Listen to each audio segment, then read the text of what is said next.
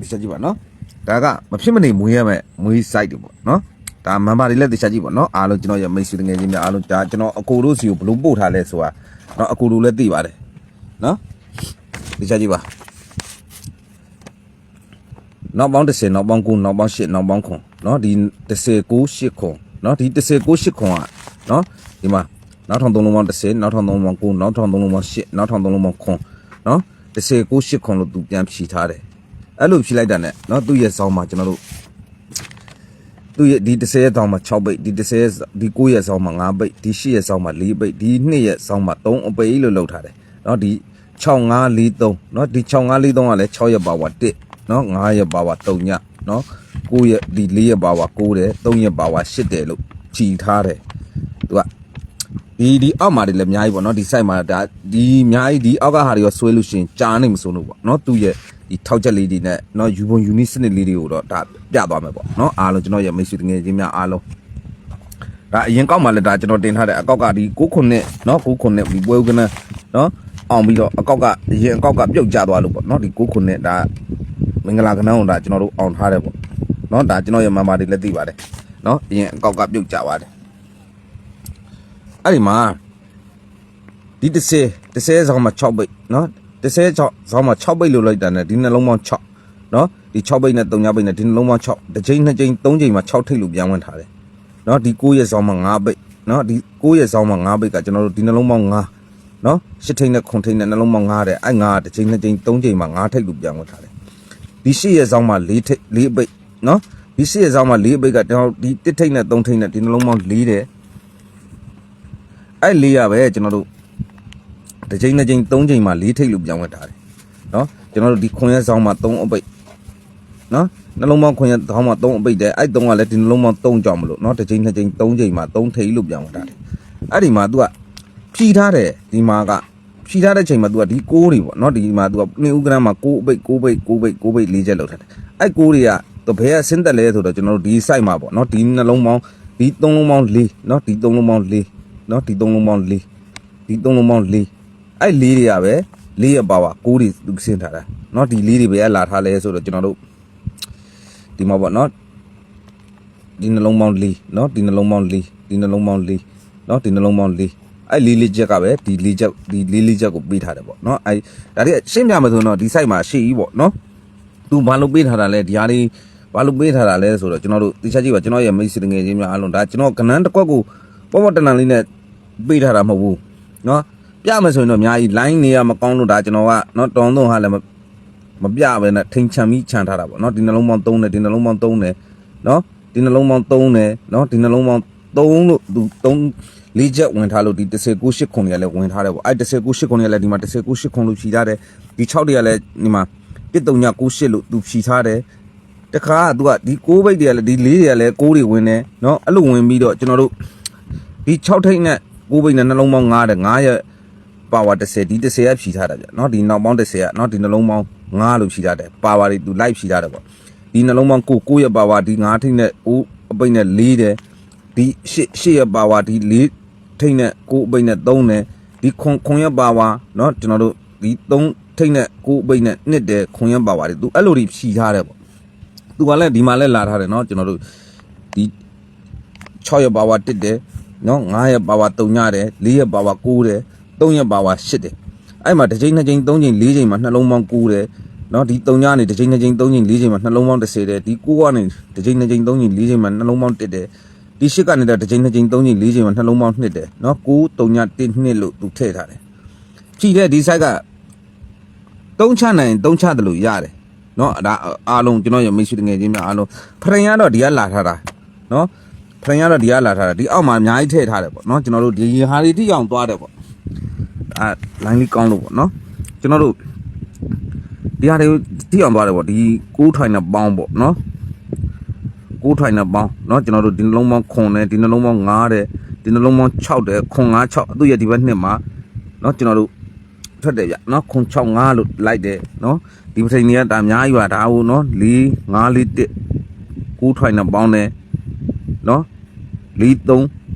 0 4 3 0သူ့ရဲ့ဒီဘက်နှစ်မှာเนาะလိုက်တယ်เนาะ4 30ကျွန်တော်တို့ဒီမှာ4 3 3လို့သူလိုက်ထားတယ်ပေါ့เนาะ ဒီမှာနော်433လို့သူလိုက်ထားတယ်ဒီဟာကိုလည်းကျွန်တော်တို့6ထိုင်နဲ့ပေါင်းနော်ကျွန်တော်တို့ဒါတွေကကျွန်တော်ထားခဲ့လို့ပေါ့နော်ဒီ site မှာ4ကက်စီပြည့်ပြည့်ဝဝသွားတယ်ပေါ့နော်ဒီနှလုံးပေါင်း9တယ်ဒီနှလုံးပေါင်း1တယ်ဒီနှလုံးပေါင်း9 9ခွန်သူ့ရဲ့ဒီဘက်နှစ်နော်ကျွန်တော်တို့ဒီမှာ9ခွန်လို့ထွက်တယ်နော်ကျွန်တော်တို့ဒီ368နော်9ထိုင်နဲ့ပေါင်းနော်ဒီနှလုံးပေါင်း9တယ်ဒီနှလုံးပေါင်း9တယ်ဒီနှလုံးပေါင်း9တယ်နော်95ခွန်သူ့ရဲ့ဒီဘက်နှစ်နော်ကျွန်တော်တို့59ခွန်လို့ဒါကျွန်တော်တင်ခဲ့တဲ့ line တွေပါနော် frame နော်ဒီလေးကစီသူကဒီ6ထိုင်နဲ့ပေါင်းတာတွေလေးကစီဒီ6ထိုင်တွေကလည်းကျွန်တော်တို့ဒီလေးတွေကနေပြီးတော့သူခြေပြုတ်ခဲ့တယ်ပေါ့နော်ဒီမှာလည်းသူက9ကဒီ9ထိတ်ဒီစီထားတယ်ပေါ့အဲ့ဒီမှာကနန်းတကွကျွန်တော်တို့ရွေးထုတ်အောင်ကျွန်တော်တို့မပေးနိုင်ပေါ့ဒါဒီ line မှာကဒါမမတွေကိုလည်းကျွန်တော်ဒီထဲရပဲကျွန်တော်ပေးတယ်ပေါ့မွေးကနန်း site ကိုနော်မမလေးလည်းတေချာကြည့်ပါမဖြစ်နိုင်ဘူးဖြစ်နိုင်တဲ့ဒါအကူတွေလည်းကျွန်တော်ပေးထားပါပြီเนาะဒါကျင်ကြီးတွေနဲ့ဒါပေးထားတာဒီဆိုင်မှာဒါအရင်ကောက်ကလည်းကျွန်တော်တင်နေเนาะဒီ9ခုနှစ်เนาะမင်္ဂလာကနန်းအောင်ခဲ့လို့လဲဒါအရင်အကောက်ကကြပါတယ်ဒါအကောက်တစ်ဆိုတော့เนาะအားလုံးကျွန်တော်ရမိတ်ဆွေတကယ်ချင်းများအားလုံးဒါရှင်းနိုင်ပါတယ်เนาะ share ပေးပါကျေးဇူးပြု၍เนาะအားလုံးကျွန်တော်ရမိတ်ဆွေတကယ်ချင်းများအားလုံးဒီစားကြည့်ပါသူပေးထားတာကเนาะ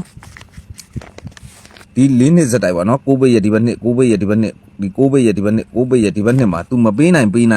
เนาะဒါကျွန်တော်မွေးကနန်း3ကွက်ကိုပြသွားမယ်4ကက်ကဒီမွေးကနန်းတော့4ကက်တကက်ကိုတော့ကျွန်တော်ခြံခဲ့မယ်ဆိုဘာလို့ဆိုတော့အဲ့မွေးကနန်းကက်က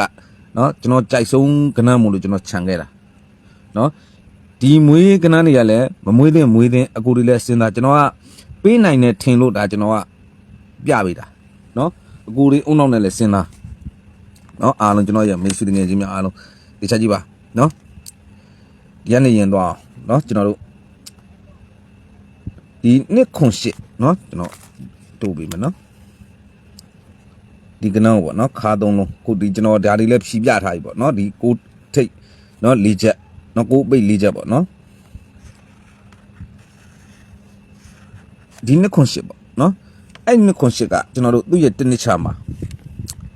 ဒီချက်ကြီးเนาะရှစ်ခွန်နှစ်လို့သူထည့်ထားပြီးတယ်ဒီရှစ်ခွန်နှစ်ကเนาะကျွန်တော်တို့ဘာလို့ထည့်ပြီးတာလဲဆိုတော့ဒီချက်ကြီးเนาะသူဖြီထားပုံကเนาะကျွန်တော်တို့ဒါလေးနဲ့ရင်ဖြီပြမယ်เนาะကျွန်တော်တို့ရှေ့ပေါင်းနှစ်ရှေ့ပေါင်းနှစ်နဲ့ရက်ခွန်ထိတ်ခွန်ခါနဲ့ဆိုတော့9เนาะဒီသုံးလုံးပေါင်း9ကြောင်မလို့เนาะဒီသုံးလုံးပေါင်း9ကြောင်မလို့เนาะကိုအပိတ်လို့ပေးလိုက်တာနဲ့သူ့ရဲ့ဒီဘက်နဲ့မှာ8ခုနှစ်လို့သူလိုက်ထားတယ်ဒီမှာလည်းအဲ့လိုပဲကျွန်တော်တို့6တစ်အဲ့6တစ်ကလည်းကျွန်တော်တို့ဒီချက်ကြီးเนาะကျွန်တော်ရဲ့မမတွေတကြနေကြတော့မလို့ဆရာပို့ထားတဲ့ site ကဘလို့ site ကြီးတုံးလို့ထင်မထင်နဲ့ဗျ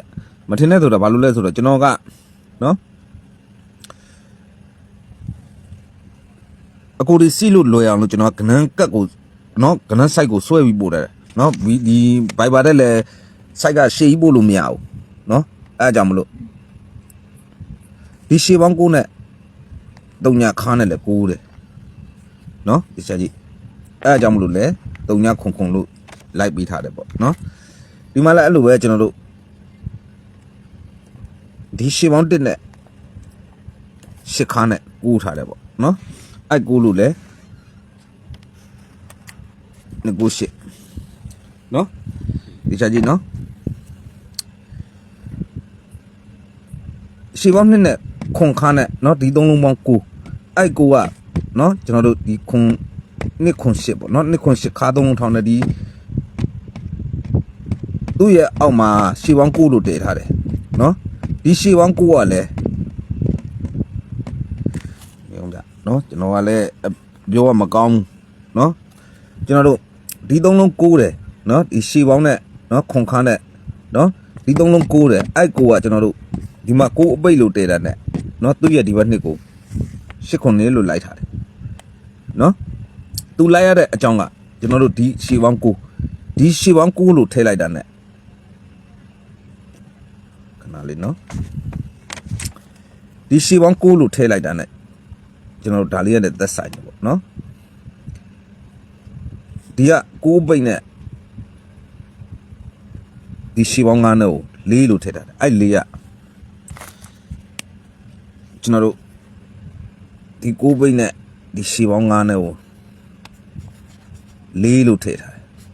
အဲ့4ကဘယ်လက်ရတယ်4လဲဆိုတော့ဒီ9ပေါ့နော်9ရဲ့ပါဝါ9ပိတ်နဲ့ရှေးပေါင်း9နဲ့ကို4လို့ထည့်လို့နော်ကျွန်တော်တို့ဒီနှစ်ခု8ဆိုတဲ့ကဏ္ဍကသူ့ရဲ့နှစ်ထဲမှာလိုက်ထားတယ်ဗျဒီမှာလည်းအဲ့လိုပဲကျွန်တော်တို့611လို့သူထောင်ထားတယ်သူ့အောက်မှာလည်းရှေးပေါင်း10လို့ထည့်ထားတယ်ဒီရှေးပေါင်း10လို့ထည့်ထားပြီးတော့ကျွန်တော်တို့ဒီ3လုံးပေါင်းဒီရှေးပေါင်း8နဲ့ဒီကတစ်ခါနဲ့ကျွန်တော်တို့9ထားတယ်နော်အဲ့9ကလည်းဘယ်က9လဲဆိုတော့ကျွန်တော်တို့နော်သူ့ရဲ့ပေါ်နေတစ်ချိန်နှစ်ချိန်သုံးချိန်မှာ9အပိတ်လို့ထည့်ထားတယ်သူ9ပိတ်လို့ထည့်ထားတဲ့သူ့ရဲ့ဒီဘက်နှစ်မှာကျွန်တော်တို့ဒီကရှေးပေါင်း6နဲ့9အပိတ်နဲ့9လို့ပြန်ထည့်တယ်ဗျနော်9လို့ပြန်ထည့်တယ်နော်အဲ့လို9လို့ထည့်ထားတယ်ပေါ့နော်ဒီ10ရက်ပါပါဘူး9ပိတ်နဲ့ရှေးပေါင်း6နဲ့9လို့ထည့်မှာနော်သူကသူ့နှစ်ထဲမှာသူထောင်ထားတဲ့611ဆိုတာသူလိုက်ထားတယ်ပေါ့နော်သူထောင်ထားတဲ့611ဆိုတဲ့ကဏ္ဍက116လို့သူလိုက်ထားတယ်နော်ဒီမှာလည်းအဲ့လိုပဲရှေးပေါင်း9နဲ့3ညခါနဲ့9တယ်အဲ့လို9ထားလို့နော်အဲ့လို9ထားလို့သူကသူ့ရဲ့ထက်ကနေတစ်ချိန်တစ်ချိန်3ချိန်မှာ9အပိတ်လို့ထည့်ထားတယ်9ပိတ်ရဲ့သူ့ရဲ့ဒီဘက်နှစ်မှာနော်သူထွက်ရမယ့်ကဏ္ဍကကျွန်တော်တို့ခုံ3ညဆိုတဲ့ကဏ္ဍကကျွန်တော်တို့ဘာလို့ထွက်တာလဲဆိုတော့ကျွန်တော်တို့ရှေးပေါင်း9နဲ့ဒီက9ပိတ်နဲ့ဆို6အဲ့6ကဒီရှေးပေါင်း1ကြောင့်မလို့1ရဲ့ပါဝါကို6လို့ထည့်ပြီးတော့သူကသူ့ရဲ့ဒီဘက်နှစ်မှာ900လို့လဲထွက်ရမယ်ဆိုပြီးတော့ကျွန်တော်တို့နော်သူထောင်ထားတဲ့နော်ဒီခုံ3ညဆိုလဲထွက်ရမယ်ဆိုပြီးတော့သူကဒီက9ပိတ်နဲ့ရှေးပေါင်း9နဲ့နော်ဒီ1ရဲ့ပါဝါ6လို့ထည့်ပြီး900လို့သူကစောကြီးထွက်သွားတယ်ဗျစောကြီးထည့်ထားနော်အားလုံးကျွန်တော်ရဲ့မိတ်ဆွေတငယ်ချင်းများအားလုံးနောက်ကျွန်တော်တို့ဒီမှာလည်းအဲ့လိုပဲကျွန်တော်တို့ရှေးပေါင်း1နဲ့နော်ရှစ်ခါနဲ့9တဲ့အဲ့9ကကျွန်တော်တစ်ချိန်တစ်ချိန်3ချိန်မှာနော်9နောက်ပိတ်တယ်9နောက်ပိတ်ရဲ့ဒီဘက်နှစ်ကိုသူကပေးရမယ့်ကဏ္ဍကကျွန်တော်တို့ဒီ2 8 9ဆိုတဲ့ကဏ္ဍဒီ2 8 9ဆိုတဲ့ကဏ္ဍကဖြစ်လာဆိုတော့ကျွန်တော်တို့ဒီချက်ကြည့်ဒီမှာသူ့ရဲ့အောက်ဒီ2 8 9ရဲ့အောက်မှာတည်ထားတာကရှေးပေါင်း2အဲ့ရှေးပေါင်း2ကိုသူကဒီက9ပိတ်နဲ့ရှေးပေါင်း8နဲ့ကိုသူကခွန်လို့သူထည့်ထားတယ်အဲ့ခွန်ကဘယ်ကခွန်လဲဆိုတော့ခုနကျွန်တော်တို့ဒီ289လို့ထောင်ထားတဲ့သူ့ရဲ့အောက်ကရှေးပေါင်း2ရဲ့ပါပါသူကဒီ9ပိတ်နဲ့ရှေးပေါင်း8နဲ့ခွန်လို့ထဲမှာသူ့ရဲ့နှစ်ထဲကိုပို့ရမှာကဏ္ဍက289ဆိုတဲ့အထောင်က289ဆိုတဲ့အာပတ်လေပေါ့နော်289ဆိုတဲ့အာပတ်လေ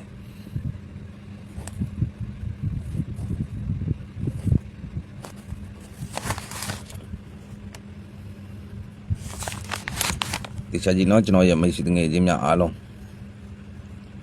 289ဆိုတဲ့အာပတ်လေဒီမွေးဆိုင်တွေကဒါကျွန်တော်နော်အရင်ကောက်မှလည်းတင်ထားပါတယ်နော်ဒီမှာလည်းအဲ့လိုပဲကျွန်တော်တို့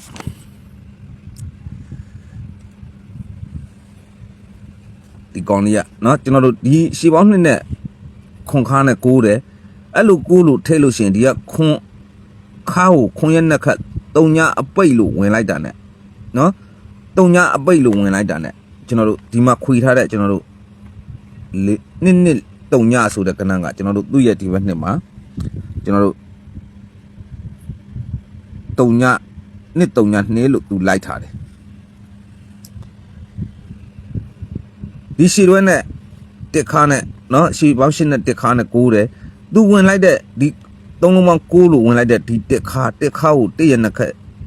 ရှစ်အပိလို့ထည့်ထားတာ ਨੇ နော်ရှစ်အပိလို့ထည့်လိုက်တာ ਨੇ နော်သူခွေထားတဲ့6ခွန်8ဆိုတဲ့ကဏ္ဍကကျွန်တော်တို့သူ့ရဲ့တစ်နှစ်ကျော်6ခွန်လို့သူလိုက်တယ်ဒီကြကြီးနော်ကျွန်တော်ရဲ့မိတ်ဆွေတငယ်ချင်းများအားလုံးရှေ့ပေါင်း9နဲ့3ညခါနဲ့9တယ်သူ9လိုက်9လို့ဝင်ပြီးတော့ကျွန်တော်တို့ဒီ3ညခါပေါ့နော်9လို့ဝင်ထားတဲ့3ညခါ3ညရဲ့နှစ်ခတ်ခွန်အပိတ်လို့ထည့်လိုက်တာ ਨੇ ကျွန်တော်တို့ဒီခွန်3ခွန်ဆိုတဲ့အခွေလေးကသူ့ရဲ့တစ်နှစ်ကျော်မှာ3ခွန်လို့သူလိုက်ထားတယ်နော်3ခွန်လို့သူလိုက်ထားတယ်ဒီမှာလည်းအဲ့လိုပဲကျွန်တော်တို့ရှေးပေါင်း1နဲ့ ရှစ်ခါနဲ့ကိုးတယ်အကိုးလူဝင်ထားတဲ့ရှစ်ခါရဲ့နှက်ခတ်တစ်အပိလို့ထည့်လိုက်တာနဲ့နော်ကျွန်တော်တို့ဒီ261ဆိုတဲ့အခွေလေးကသူ့ရဲ့တစ်နှစ်ကျော်မှာ261ဆိုတဲ့အာပတ်လေပေါ့အဲ့ဒီရှိတယ်နော်အားလုံးကျွန်တော်ရဲ့မိတ်ဆွေငယ်ချင်းများအားလုံးတောင်းတော့ဟာလဲကျွန်တော်က261ဆိုတဲ့အာပတ်လေပေါ့ကျွန်တော်ဒီ site ကိုဘာကြောင့်မန်ပါတွေကိုပြတယ်ဆိုတာเนาะကျွန်တော်တို့ဒါမန်ပါတွေကိုလည်းသိစီခြင်းလို့ပေါ့เนาะဒါအခု၄ချိန်မှာပေါ့เนาะ share all เนาะဒီထဲကပဲเนาะဒီမွေး site ထဲကပဲတကွက်ထဲเนาะကျွန်တော် all မှာအခု၄ချိန်ကိုဒါအားလုံးကျွန်တော်ရဲ့မိတ်ဆွေငယ်ချင်းများအားလုံးเนาะဒါမန်ပါတွေကိုလည်းเนาะဒီ site ကိုเนาะကျွန်တော်ကတ်ဆွဲပြီးပို့ထားဆိုတော့သိစီခြင်းလို့လည်းဒါเนาะကျွန်တော်ချပြတာပါတစ်နှစ်စာကို3သိန်းပါเนาะနှစ်ဝက်စာကို9000ပါတစ်ချိန်စာကိုတော့1000ပါเนาะရွှေစဲတာ39 9889เนาะ894ပါဒီဖုန်းနံပါတ်မှာ Viber ရှိပါတယ်ဗျเนาะနောက်တစ်ခါကျွန်တော်တို့ခုနကျွန်တော်ပြခဲ့လိုက်တဲ့เนาะဒီ3လုံး9ဒီ3လုံး9เนาะဒီ3လုံး99ရက်ပါဝါเนาะဒီ3လုံး4တွေပေါ့เนาะ4ရက်ပါဝါဒီမှာ9တွေပိတ်တယ်ပိတ်လိုက်တဲ့အချိန်မှာဒီမှာသူကဝင်ထားတာเนาะဒီ39ဆိုတဲ့ကဏ္ဍကသူ့ရဲ့ဒီဘက်နဲ့မှာဒီရှေးပေါင်း9ပေါ့เนาะကျွန်တော်တို့သူ့ရဲ့အောက်ပေါ့เนาะဒီမှာ9ရက်ပါဝါဒီ3လုံး4လို့ထွက်လို့ရှိရင်သူ့ရဲ့နှစ်ထဲမှာเนาะကျွန်တော်တို့3999เนาะ990လို့เนาะသူလိုက်ထားတယ်เนาะ990လို့သူလိုက်ထားတယ်เนาะကျွန်တော်တို့ဒီမှာเนาะကျွန်တော်တို့116ဆိုတဲ့เนาะကိုဘေးရဲ့အောက်ကကျွန်တော်တို့116ဆိုတဲ့ဟာလေးကသူ့ရဲ့ဒီဘက်နှစ်မှာเนาะဒီကိုဘေးနဲ့เนาะရှေ့ပေါင်း6နဲ့เนาะ9တဲ့9လဲเนาะကျွန်တော်ဒီ10ပါပါ9လို့ထည့်ပြီးတော့เนาะကျွန်တော်တို့လိုက်ထားတယ်ပေါ့เนาะ116ဆိုတာเนาะဒီကကျွန်တော်တို့1ခါ6ထိပ်116ဆိုတဲ့ကဏ္ဍက116လို့လိုက်ထားတယ်ဒီက9အပိတ်เนาะကျွန်တော်တို့696ဆိုတဲ့เนาะဒီက6ခါ9ခါเนาะ6ထိပ်696ဆိုတဲ့เนาะကဏ္ဍကကျွန်တော်တို့ဒီ3လုံး6เนาะဒီ1ရက်ပါပါဒီ3လုံး6လို့ထည့်လိုက်တာ ਨੇ เนาะဒီ9ဘိတ်ရက်ဒီ996ဆိုတဲ့ကဏ္ဍကသူ့ရဲ့ဒီဘက်နှစ်မှာ696လို့ဒါမနှစ်ကလည်းဒါကျွန်တော်တင်ခဲ့ပါတယ်เนาะဒီ site က696လို့သူထွက်ခဲ့တယ်เนาะ696လို့ထွက်ခဲ့တယ်ဒီမှာလည်းအဲ့လိုပဲကျွန်တော်တို့9ဘိတ်ရက်အောက်ကကျွန်တော်တို့308ဆိုတဲ့ကဏ္ဍเนาะ3ခါခွန်ခါเนาะ8ထိပ်308ဆိုတဲ့ကဏ္ဍကเนาะသူ့ရဲ့ဒီဘက်နှစ်မှာ9အပိတ်เนาะရှီပေါင်း8ခွန်လောက်ထားတဲ့2ရက်ပါပါခွန်လောက်ထားတဲ့နှစ်ထဲမှာเนาะကျွန်တော်တို့308ဆိုတဲ့မွေးကနန်း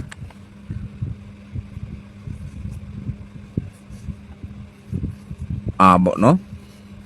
ဒီလောက်ဆိုရင်ဒါမန်ပါတီသိတယ်ပေါ့เนาะဒီလောက်ဆိုရင်ကျွန်တော်ဒီ site ကိုเนาะဘာကြောင့်ပို့ထားတာလဲဆိုတာเนาะကျင်းရင်းလေးပါတယ်ဖမ်းကြည့်ဒါအကူလူကြီးเนาะဒါကျွန်တော်ကတော်တော့ဟာလဲထိထံပြီးတော့ထားခဲ့တာเนาะထိထံပြီးတော့ထားခဲ့တာဘာလို့လဲဆိုတော့ကျွန်တော်တို့ဒီမှာကြည့်သူလောက်ထားတာကเนาะဒီကနန်းကိုထောက်ဖို့ကလည်းเนาะကျွန်တော်တို့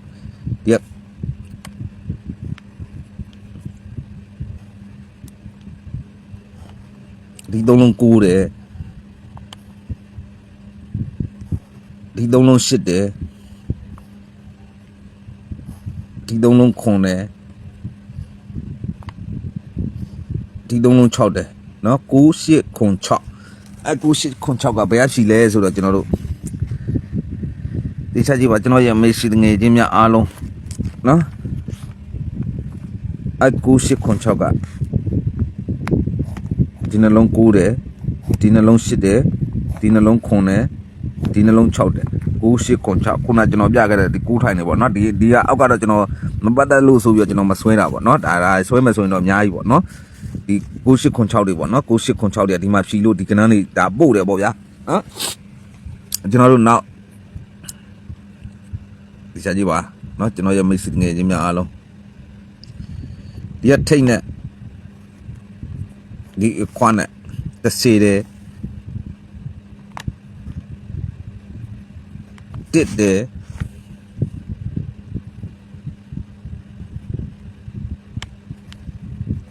နှစ်တယ် 3နဲ့နော်ဒီကထိတ်နဲ့အခွားနဲ့3ညတယ်ဒီကထိတ်နဲ့အခွားနဲ့1တယ်ဒီကထိတ်နဲ့အခွားနဲ့2တယ်ဒီကထိတ်နဲ့အခွားနဲ့3တယ်နော်သူကအဲ့လိုပြီးပြီးတော့ကျွန်တော်တို့ဒီကခဏလေးနော်ခဏလေး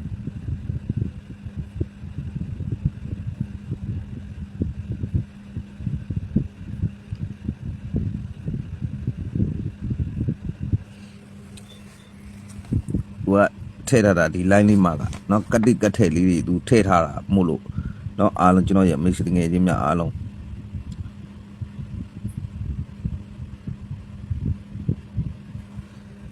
ဒီကကျွန်တော်တို့ပိတ်နဲ့နောက်တွဲနဲ့ခွန်နဲ့နော်ကျွန်တော်တို့ဒီကခါနဲ့နောက်တွဲနဲ့ခွန်နဲ့ခါနဲ့နောက်တွဲနဲ့ခွန်နဲ့ခါနဲ့နောက်တွဲနဲ့ခွန်နဲ့ခါနဲ့နောက်တွဲနဲ့ခွန်နဲ့သူထည့်ထားတယ်ပေါ့နော်အဲ့ခွန်နဲ့ဘယ်ကရှင်းလဲဆိုတော့နော်ကျွန်တော်တို့ဒီချက်ကြီးပါကျွန်တော်ရဲ့မိတ်ဆွေငယ်ချင်းများအားလုံးဒီမှာပေါ့နော်ဒီ3လုံးခွန်နေเนาะသူလိုက်ဖြီးတာတွေကเนาะဒီ3လုံးခွန်နေဒီ3လုံးခွန်နေဒီ3လုံးခွန်နေအဲ့ခွန်လေးလဲသူဖြီးထားလို့ပေါ့เนาะကျွန်တော်တို့ဒီက2ခွန်8เนาะ2ခွန်8ကဒီမှာထွက်တယ်ဗျเนาะကျွန်တော်တို့ဒီက611เนาะ611က116လို့ထွက်တယ်เนาะကျွန်တော်တို့ခွန်3ညခွန်เนาะ900လို့ထွက်တယ်298เนาะအဲ့298ကဒီနှစ်ထဲမှာเนาะမွေးဒီပါ298အားเนาะကျွန်တော်တို့ဒီ6เนาะကျွန်တော်တို့တခြားကြည့်ပါကျွန်တော်ရမိတ်ဆွေငယ်ချင်းများအားလုံးဒါတွေကကျွန်တော်ခြံခဲ့တာတွေပေါ့เนาะကျွန်တော်တို့ဒီ3ည99ဆိုတဲ့ကဏ္ဍကသူ့ရဲ့ဒီဘက်နှစ်မှာ990လို့သူလိုက်တယ်ဘာကြောင့်လိုက်တာလဲဆိုတော့เนาะကျွန်တော်တို့တခြားကြည့်ပါဒီက6ထိပ်နဲ့เนาะဒီ3ည99လို့သူလိုက်ဖို့ကကျွန်တော်ဒီက6ထိပ်နဲ့ရှေ့ပေါင်း9နောက်တစ်တယ်နော်အတစ်ကဘယ်ရလာတဲ့တစ်လဲဆိုတော့ဒီနှလုံးပေါင်း6ကြောင်းမလို့နော်ကျွန်တော်မင်းနဲ့တော့ဆွဲမနေတော့နော်ပေါ်ပင်နဲ့ပဲဆွဲလိုက်တော့နော်ဒီနှလုံးပေါင်း6ကြောင်းမလို့နော်6ရဲ့ပါဝါကျွန်တော်တို့ဒီက6ထိပ်နဲ့ရှေ့ပေါင်း9နောက်တစ်တယ်နော်ကျွန်တော်တို့ဒီက9ဒီကကျွန်တော်တို့116နော်116လို့လိုက်ဖို့ပါနော်ကျွန်တော်တို့ဒီက9ထိပ်နဲ့ရှေ့ပေါင်း6နောက်တစ်ထားတယ်နော်အဲ့တစ်ကဘယ်တစ်လဲဆိုတော့ဒီနှလုံးပေါင်း6ကြောင်းမလို့6ရဲ့ပါဝါတစ်လို့ထည့်ပြီးတော့116ဆိုတဲ့ခဏကဒီမှာထည့်ထားတာပါအာမင်နော်ကျွန်တော်တို့တကွင်းရှင်းပြမယ်တကွင်းကျွန်တော်တို့ဒီက696ကဒီဘက်နှစ်ထဲမှာ696လို့နော်သူလိုက်ထားတယ်ဒီ696လိုက်ရတဲ့ကြောင်းရင်းကကျွန်တော်တို့ဒီမှာကျွန်တော်တို့လေးထိတ်နဲ့ရှီပေါင်း9နဲ့ကိုတစ်တယ်အဲ့တစ်ကဘယ်လာတဲ့တစ်လဲဒီနှလုံးပေါင်း6ကြောင်းမလို့နော်6ရဲ့ပါဝါတစ်လို့ထည့်ပြီးတော့နော်ကျွန်တော်တို့696ဆိုတဲ့နော်မွေးကနန်းကဒီမှာလိုက်ထားတယ်ပေါ့နော်ဒါမိနစ်ကလည်းဒါကျွန်တော်တင်ခဲ့ပါတယ်နော်မိနစ်ကလည်းတင်ခဲ့ပါတယ်ဒီမှာ3နော်ဒီ3ကိုကျွန်တော်တို့3ထိပ်နဲ့ရှီပေါင်း8နဲ့ကိုတစ်ထားတယ်အဲ့တစ်ကဘယ်လာတဲ့တစ်လဲဒီနှလုံးပေါင်း6ကြောင်းမလို့6ရဲ့ပါဝါတစ်လို့ထည့်ပြီးမှကျွန်တော်တို့3ညခွန်8ဆိုတဲ့မွေးကနန်းကသူ့ရဲ့ဒီဘက်နှစ်2026မှာမွေးကနန်းမှာနော်အာပတ်လဲနော်သူကပြန်ဖြီထားတဲ့ဒီ6ကို6ရက်ပါပါဒီက9ထိပ်နဲ့9ခါနဲ့နောက်ပေါင်းတော့ပြန်တစ်ထားတယ်ဒီက9ထိပ်ကို9ရက်ပါပါခဏလေးနော်လိုင်းမုံသွားလို့ဒီက9ထိပ်ကို9ရက်ပါပါဒီက1ခါနဲ့နောက်ပေါင်းတော့10ထားတယ်နော်ဒီက4ထိပ်4ရက်ပါပါဒီက9ခါနဲ့နောက်ပေါင်းတော့10ထားတယ်ဒီက9ခါနဲ့နောက်ပေါင်း10တော့9ထားတယ်4ရက်ပါပါဒီက3ထိပ်3ရက်ပါပါခွန်ခါနဲ့နောက်ပေါင်း1နဲ့ကို8ထားတယ်ဒီပွဲတော့ကျွန်တော်ရှီပေါင်း8နောက်ပေါင်း1နဲ့เนาะဒါပေးခဲ့တယ်ကျွန်တော်တို့အော်တာ9နှစ်ဆိုပြီးအော်လို့เนาะအားလုံးကျွန်တော်ရဲ့မိတ်ဆွေငယ်ချင်းများအားလုံးကြားကြည့်ပါเนาะဒါမမတွေရောဒါကျွန်တော်ရဲ့မိတ်ဆွေတွေရောเนาะဒီမွေး site တွေကမဖြစ်နိုင်เนาะချင်းငိမ်ပြီးတော့ကြည့်ပါကျွန်တော်ရဲ့မမတွေကိုကျွန်တော်ကချိန်ရင်ကိုက်နေကျွန်တော်ပေးထားတာเนาะခုပွဲမှာဆိုရင်လည်းဒီ site ထဲကပဲအော်မှာဒါကျွန်တော်တကွက်ခြံခဲ့တဲ့ကျွန်တော်ကြိုက်ဆုံးကွက်ကိုဒါကျွန်တော်ခြံခဲ့တာပေါ့เนาะဒါမမကနန်းပေါ်မဆုံးလို့ကျွန်တော်ခြံခဲ့တာ နော်ကျွန်တော်ဒီမွေးဆိုင်ထဲပဲအော်မှာပဲခုပွဲကိုအလုံးလုံးခုကျွန်တော်ပေးထားတယ်နော်မပေါက်ဒီထဲကထွက်လာလို့မပေါက်ဆိုရင်ကျွန်တော်အကိုဒီတသိန်းပေးထားတာပေးထားပဲတန့်ဘလော့ပါဒါကျွန်တော်ကပုံမှန်လင်းပြောတာနော်ဒီ6ခုနဲ့ဒါပထမဦးဆုံးအကောက်ကနော်ပထမအကောက်ကဒါ6ခုနဲ့အောင်ခဲ့လို့လဲကြခဲ့ပြီနော်ဒါအကောက်တဲ့မပြောမရှိနဲ့နော်အားလုံးမမာတွေပေါ့နော်မမာတွေမပြောမရှိနဲ့နော်ဒီမှာကနန်းဆိုင်ကိုမျိုးမျိုးဖုံဖြီးပြနေနော်ဒီထဲကပဲအော်မာလို့ဒါကျွန်တော်ကပြောပြီးပြီနော်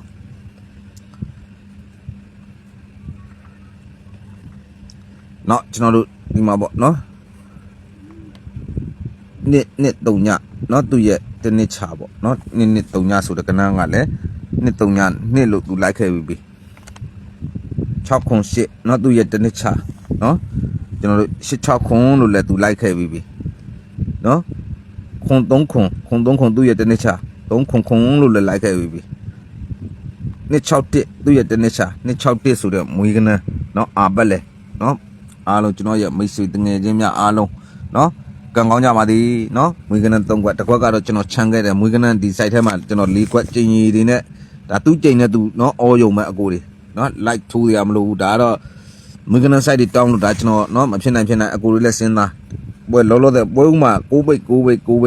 4ချက်တည်ထားတယ်ခုကျွန်တော်ကအပြောတော့မကောင်းဘူးနော်ဖြီးယူကြည့်လိုက်ဒီ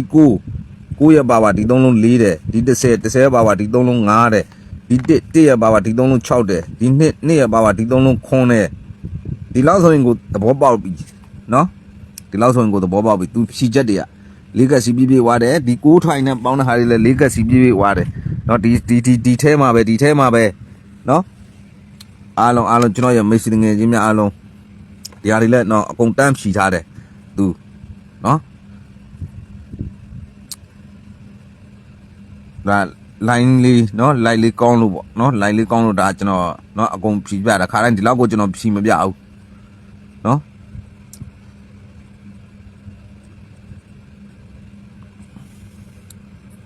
ပြောတော့မကောင်းဘူးဗျခဏဆိုင်ကြည့်ရတော့လာကဒါအများကြီးခြံခဲ့တဲ့ဒီအောက်ကဟာတွေခြံခဲ့သေးတာ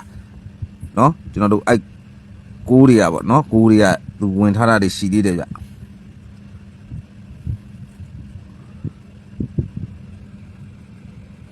တော့ဒါပြောမှဆိုလို့ရှင်ဒါဝါပြုမစုံလို့ပေါ့နော်ဒါမမ organ ခုပွဲ organ ကိုလည်းပေါ်သွားမစုံလို့ပေါ်သွားမစုံလို့အော်ခိုင်းတာပြီးကျွန်တော်ရဲ့မမတွေအော်ထားနော်အော်ထားတကယ်လို့ထွက်လာလို့မပေါက်ဘူးဟေ့ဆိုရင်ကျွန်တော်တော့ဘလော့မှာအကူတွေတသိန်းပေးထားတာပဲမထွက်ခဲ့ရင်တော့ပြင်မပြောနဲ့ကနန်းဆိုင်ကတော့ရှယ်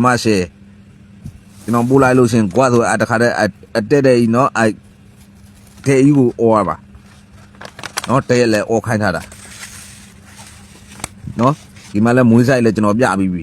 နော်ကျွန်တော်ပို့လိုက်တဲ့ကလေးဖြည့်ဆွတ်ဆက်ပြီးတော့ကြည့်ပြီးတော့ဟိုဘက်ကကျွန်တော်ပို့လိုက်တဲ့ကနန်းဆိုင်ကိုကြည့်လိုက်ရင်ဒါအကူကြီးအဖြေပေါ်သွားပြီနော်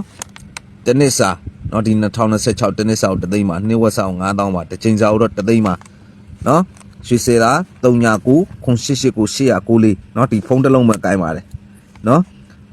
ဘိုက်ပါရှိပါတယ်နော်ဘိုက်ပါနဲ့ဆိုလို့ရှိရင်ကျွန်တော်ကနန်းဆိုင်ပို့ပေးလို့ရတယ် Messenger နဲ့ဆိုလို့ရှိရင်ကျွန်တော်ကနန်းဆိုင်တော့ပို့လို့မရဘူးကနန်းတော့ယူလို့ရတယ်နော် Message နဲ့လည်းကနန်းတော့ယူလို့ရတယ်နော်ကနန်းဆိုင်တော့ပို့လို့မရဘူးဘိုက်ပါနဲ့ပဲကနန်းဆိုင်ပို့လို့ရတယ်နော်အားလုံးကျွန်တော်ရမိတ်ဆွေငယ်ချင်းများအားလုံးနော်ကနန်းဆိုင်ကိုလည်းနော်ဒီချက်ကြီးပါနော်အကုန်ဖြီပြထားတယ်နော်ဒီအောက်ဒီပဲခြံခဲ့တယ်ကျွန်တော်နော်အောက်ဒီပဲခြံခဲ့တယ်အားလုံးကဲအားလုံးပဲကံကောင်းကြပါသည်ဗျာနော်အားလုံး298နော်289ပတ်လဲပေါ့နော်အာ261အာ398နော်မွေးထိုးနိုင်ပါတယ်ကျွန်တော်ရမမာတွေကတော့ကျင်ကြီးတွေနဲ့ပေါ့နော်ကျင်ကြီးတွေနဲ့ဒါကျွန်တော်ပေးထားပါ යි နော်ဒါပထမအကောက်မှာလဲနော်လိုင်းလွန်နေကြအကောက်မှာလဲကျွန်တော်တင်ပူပါတယ်ဒီ site ကိုနော်တင်ထားတယ်နော်အကောက်ကဒီ6ခုနှစ်အောင်တော့နော်ဘန်ခံတော့ကြာသွားလို့အကောက်တင်နဲ့ဒါပြန်လိုင်းလွန်ပေးတာပါ